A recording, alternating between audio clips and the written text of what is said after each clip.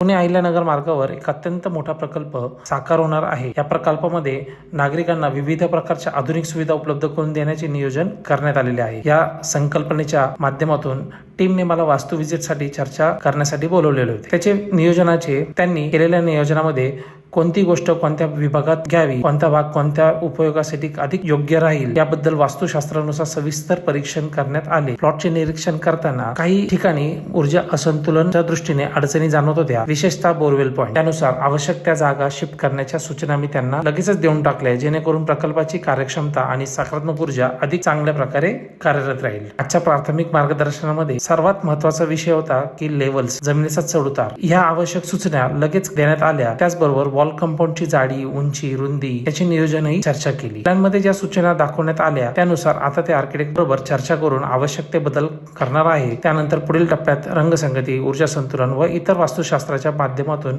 आम्ही सखोल मार्गदर्शन करणार आहोत। त्याच महत्त्वपूर्ण वास्तू मार्गदर्शनासाठी आमच्याशी संपर्क करा। धन्यवाद।